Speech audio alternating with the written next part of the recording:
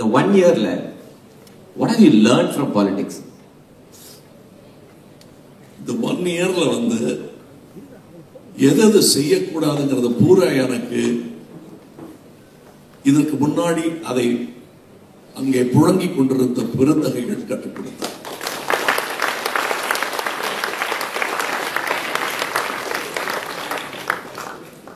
Common sense கூட இல்லாதவர்கள் பெருந்தலைவர்களாக இருக்கிறார்கள் என்பது எனக்கு பெரிய தன்னம்பிக்கையை கொடுத்தார். ஏன்னா எனக்கு வேற என்ன சென்ஸ் இருக்கோ தெரியாது, காமன் சென்ஸ் இருக்கு. அது போதும்பா, காமன் சென்ஸை மட்டும் வச்சு எப்படி நம்ம பிழைக்க போறோம்னு பதட்டப்பட்டு இருந்தேன். நமக்கு ஹார்வர்ட்ல டிகிரி கிடையாது, பாலிடிக்ஸ்ல எக்கனாமிக்ஸ்ல ஒண்ணுமே கிடையாது. ஆனா காமன் சென்ஸே இல்லாதவங்க எல்லாம் பெரிய தலைவர்களா இருக்கும் பொழுது நமக்கு ஒரு வாய்ப்பு இருக்கு அப்படிங்கிற ஒரு நம்பிக்கையை தன்னம்பிக்கையை கொடுத்த பெருந்தகைகள் அங்கே இருக்கிறார்கள். அது ஒரு முதல் பாடம். இன்னொன்று, நான் ஏதோ புதுசா டிசிஷன் எடுக்க வேண்டியதே இல்லை, இவங்க எடுத்துருவாங்க. செவி சாய்க்க வேண்டும் என்பதை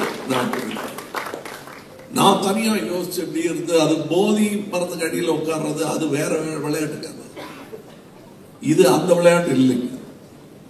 இது இவங்களுக்கு அடியில் உட்கார்ந்து கேட்கணும். அண்ட் அதுக்கு வந்து ஹியூமிலிட்டி எல்லாம் வேணும். ஃப்ரெட்டர்னிட்டி புரிஞ்சாலே போதும். ஹியூமிலிட்டி இல்ல, ஹியூமிலிட்டின்னு சொல்றதே எனக்கு கேட்ட வார்த்தை மாதிரி இருக்கு. என் தம்பி என் அண்ணன் கிட்ட என்ன ஹியூமிலிட்டி வேண்டி கிடக்கு?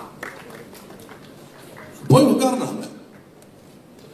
நான் ஓபனாவே சொல்றேன், நாங்க யாருக்கு தெரியாதா இந்த பஞ்சாயத்து கிராம சபான்னு ஒண்ணு இருக்குன்னு தெரியாதா? 25 வருஷமா இருக்கு. என்ன பண்ணிட்டு இருந்தீங்க? ஒரு சின்ன பையன் நேர்த்தி வந்த பையன் சொன்னதுக்கு அப்புறம் அதை காப்பி அடிக்கிறீங்களா? வெக்கமா இல்ல?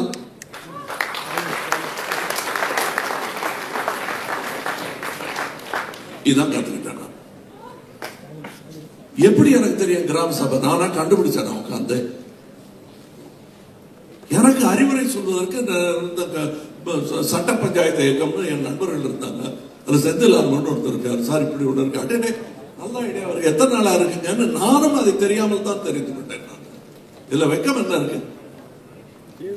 செவி சாய்க்க வேண்டும் என்பதை நான் பெரிய பாடமாக ஏற்றுக்கொண்டிருக்கிறேன்.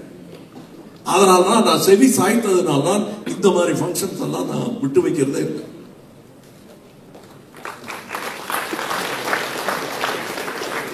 அவங்களுக்கு கொடை சாய்ந்து விட்டது, செவி சாய்தோ இல்லையோ கொடை சாய்ந்துருச்சு. அதனால அவங்களுக்கு பதட்டம். கவர்மெண்ட் ஆர்டரே போட்டிருக்காங்க, இந்த மாதிரி பிரபலங்களை காலேஜ் கேம்பஸ்குள்ள அனுமதிக்காதீர்கள் என்று கவர்மெண்ட் ஆர்டர் இருக்கு. இது உங்களுக்கு எனக்கும் நடுவில் வைக்கப்பட்ட பேரிகேட். அதை தாண்டி பேச முடியாத.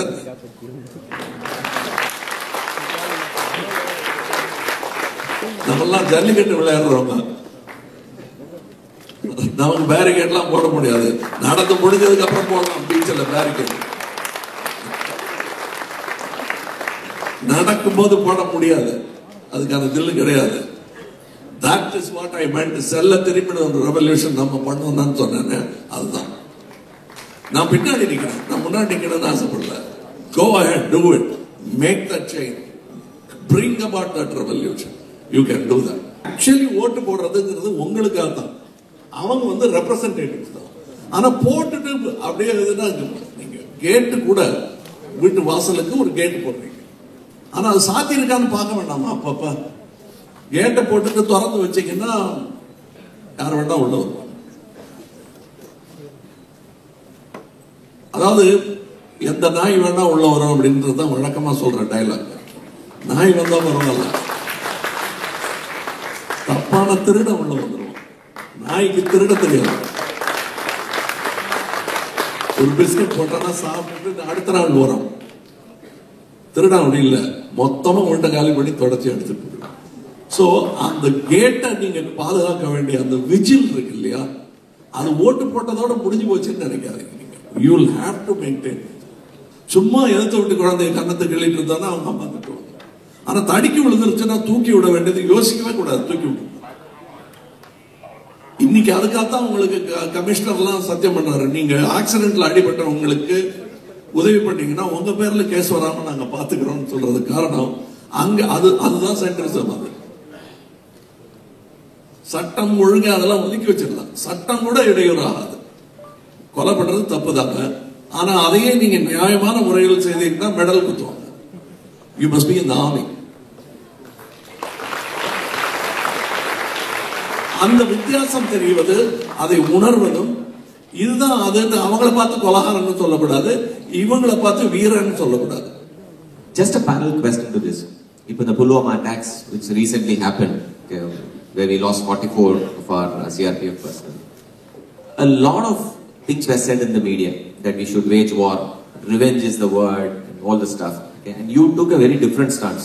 You called the governor, the advisor to the government of Kashmir. You wanted to spend time with the deceased family and things like that. No, what makes you think a little differently? I don't think there's some politician from Tamil Nadu would have called Mr. Vijay Kumar, who's the advisor to the government of Kashmir. இல்லை sir, first ரத்தம் வந்ததுன்னா என்ன, அதை தடுத்து நிறுத்துறது தானே முதல் வேலை. உடனே சர்ஜரியை பத்தி, சர்ஜரியும் ஏற்பாடு பண்ணணும், ஓகே. பட் ரத்தம் வருது, ரத்தம் வந்துட்டு இருக்கிற இடத்துல துணியை வச்சு அமுக்கணும், இல்லை ஐஸ் இருந்தால் ஐஸை வச்சாவது make it coagulate so that there won't be further loss. நான் பேசினேன், அந்த அப்பா கூட பேசினேன். ஒரு அப்பா வந்து திருநெல்வேலிக்காரர் வந்து போயிட்டாங்க, தம்பி என் கண்ணு ஆபரேஷனுக்கு வந்தா செஞ்சு கொடுத்துட்டு பார்த்துக்கிறீங்கன்னு சொல்லிட்டு அவனே போயிட்டான் அப்படின்னு அவ்வளவுதான் சொன்னார் அவரு. இன்னொரு அப்பா கேவி அழுகிறாரு, கூலி வேலை செஞ்சு வந்தது என் புள்ள, படிச்சான், நான் சரி ஜெயிச்சுட்டான்னு நினைச்சேன், அந்த ஆர்மிக்கு போயிட்டான். இல்லைங்க, அவர் ஜெயிச்சுதாங்க இருக்காரு அப்படின்னு கொஞ்சம் அழுகைய நிறுத்தினாரு. நான் சொன்னேன், ஊரே உங்களை கும்பிடுது ஐயா அப்படின்னு சொன்னேன். திருப்பி அழ ஆரம்பிச்சிட்டாரு. இதையே தாங்க அவனு சொன்னான். பட்டாளத்துக்கு போகாதரா, செத்துக்கிட்டு போயிட்டான்னா நான் என்ன பண்றேன்னு சொல்லும்போது, நான் செத்த ஊரே கும்பிடும், ஒன்னே கும்பிடும், ஏன் வச்சுட்டேன் அப்படின்ட்டு போனாங்க தம்பி அப்படின்னு சொல்லி அழுதாரு. நான் ஒன்னே ஒண்ணு உங்களுக்கு சொல்றேன், இப்ப 44 பேர் இறந்தாங்க, கொடூரமான விஷயம் தான். அதுக்காக உங்க அப்பா அம்மா யாராவது ஆர்மியில சேராதீங்கன்னு சொன்னாங்கன்னா ஒரே ஒரு ஸ்டாட்டிஸ்டிக்ஸ் அவங்க கிட்ட சொல்லுங்க. ஆர்மியில் உயிரிழப்பவர்களை விட ரோடு ஆக்சிடென்ட்ல தமிழ்நாட்டில் உயிரிழப்பவர்கள் அதிகம். ஓடிஏல சொன்ன போது ரொம்ப சந்தோஷப்பட்டாங்க ஆபீசர்ஸ் ட்ரைனர்ஸ் அகாடமி. அன்எம்ப்ளாய்மெண்ட் சொல்றோம், நிறைய வேலை காலி இருக்கு, நமக்கு வீரம் இருக்காங்கிறது தான் நம்ம பார்க்கணும். அவ்வளவுதான். படிச்சவங்களுக்கு அங்க வேலை கிடைக்காதுங்களா, படிச்சவங்களுக்கு இன்னும் பெரிய மரியாதைகளுடன் வேலை கிடைக்கும். என்ன அந்த 2 வாரம் பெட்டு கழட்டிடும், நல்ல 2 வருஷம் அது. பட் நான் இப்ப அவங்கள போய் ரீச் பண்ணணும் அப்படின்னு தோணுது. has nothing to do with politics. நம்ம பக்கத்து வீட்டுல ஒரு இழவு விழுந்தால் என்ன செய்வோமோ அதான் போய் பார்த்துட்டு வரணும். ஐயோ, டெய்லி சந்தோஷமா பையனோட பேசி விளையாடிட்டு இருப்பாரு வாலிபால், இன்னைக்கு எப்படி நம்மளாவது போய் விளையாடிட்டு வரலாம்னு சொல்றதில்ல. ஒரு 6 மாசம் அவருக்கு பதிலாக நம்ம போய் விளையாடுவோம் அப்படின்னு தோணும் இல்லையா அந்த அப்பா கூட. அதுதான் நான் செஞ்சது. But one thing I truly regret when you say that army soldiers வந்து சாகிறதுக்காக தான் அங்க போறாங்க. I don't believe. I think army itself is an old-fashioned thing.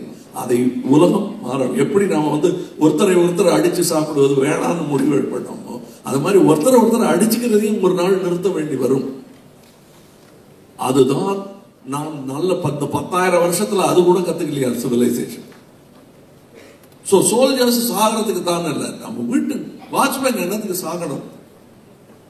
அது நாம் இந்த 2 அரசியல்வாதிகளும் ஒழுங்கா பிஹேவ் பண்ணாங்கன்னா ஒரு சோல்ஜரை சாக வேண்டியது. அது line of control will be under control. You have been tampering constantly. அதாவது நீங்க நடுவு நிலைமைங்கிறது இதுதாங்க. You want to know what is centrism? இந்த பக்கம் கொஞ்சம் இழுக்கிறது, ரைட் லெஃப்ட் கொஞ்சம் இழுக்கிறது. Don't do it. They are people. இதை நான் எழுதி மையம்னு ஒரு பத்திரிகை நடத்திட்டு இருந்தேன். அப்ப எழுதியிருக்கேன் இந்த காஷ்மீர் என்ன ஆகும்னு. I mourned this day that I forecasted this is exactly what will happen. I could have predicted something better, but unfortunately plebiscite வைக்கணும், எல்லாரையும் பேச வைக்கணும்னு அது ஏன் பண்ணல? என்ன பயம் உங்களுக்கு? நம்ம எப்படியும் நாட்டை கிழிச்சு ரெண்டா போட்டது தானே. Why don't you ask them again? பண்ண மாட்டாங்க. இனிமே அது இந்தியாவுக்கு தான். அங்கேயும் அப்படித்தான். ட்ரெயின்ல எல்லாம் வந்து தீவிரவாதிகளுக்கு பணம் வரைஞ்சு பாகிஸ்தான்ல ஓட்டிக்கிட்டு இருக்காங்க.